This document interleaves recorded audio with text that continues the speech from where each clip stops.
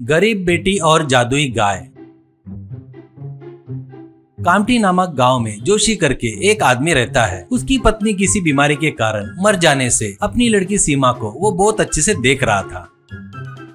एक दिन जोशी के पास उसका दोस्त सुखदीप और उसकी बहन रेखा आते हैं। अब जोशी से सुखदीप, अरे तू ऐसे कितने दिन घर में बैठेगा, तुम अच्छे बिजनेसमैन हो, बच्ची के लिए ऐसे ही रहे तो उसके साथ भी अन्याय किए जैसा होगा। हमारी रेखा को तू बोले तो बहुत पसंद है रे, सीमा को भी सगी बेटी जैसा देख लेगी, क्या बोलता है? कहता है तो इसके लिए जोशी ठीक है बोलकर मानकर रेखा से शादी कर लेता है।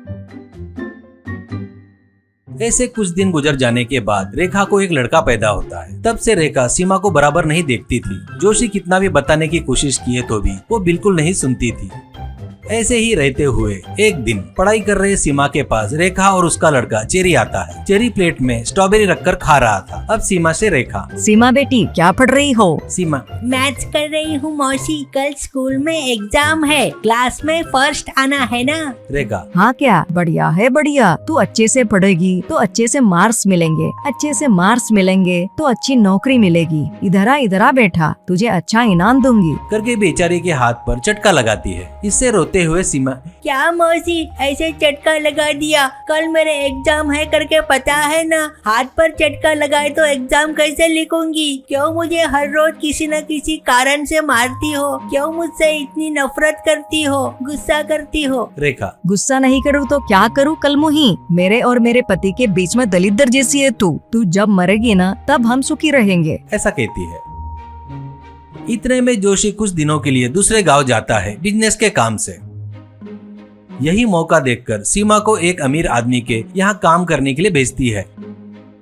वो लोग बेचारी छोटी बच्ची है करके नहीं देखते, बेचारी से घर का पूरा काम करवाते थे। कभी कभी तो रात हो जाती थी तो भी उसे खाने को बरोबर नहीं देते थे। ऐसे ही रहते हुए एक दिन बहुत भूख लगने से सीमा गाय के तबले के पास बैठकर रो रही थी। वो देखकर उसमें से एक गाय, देख बेटी सीमा, तू हम सबको खाना देती हो, तुम ऐसे रोओगी तो हमको अच्छा नहीं लगेगा, एक कटोरा ला लो, दूध देती हूँ, ऐसा कहती है। गाय बात कर रही देखकर सीमा को आश्चर्य होता है और थोड़ी देर बाद एक कटोरा लाकर गाय के थन के नीचे रखती है। अब गाय अजीब तरह से सोनेरी रंग का दूध देना शुरू करती है। उस दूध को देखकर सीमा को बड़ा आश्चर्य होता है। वो कटोरा भरते ही वो दूध पूरा गाढ़ा होकर जमकर एक सोने के ढेले जैसा बदल गया।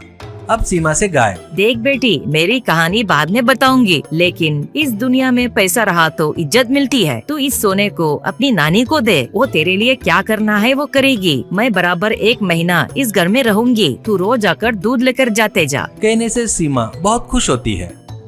इसके बाद वो अपने नानी को वो सोने का ढेला ले जाकर देकर पूरी बात बताती है। ये सुनकर वो बहुत खुश होती है। ऐसे रोज सीमा सोने का ढेला ले जाकर अपनी नानी को देने से वो सीमा के लिए एक अच्छा सा घर, उसको जरूरत है वो पूरा सामान लाकर तैयार करती है। उसके लिए एक अच्छी कार भी खरीदती है।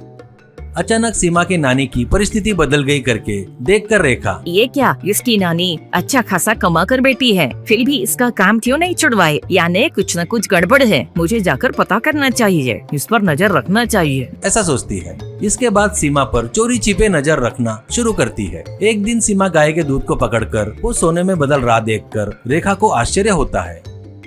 उसके बाद वो सीमा के पीछे जाती है। उसके बाद वो सीमा को मारकर वो सोने को छीनकर चली गई। उसके बाद घर जाकर अपने बेड पर रखकर बैठकर उसको देखते हुए खुश हो रही थी तो अचानक वो सोने का ढेला सांपों में बदल गया।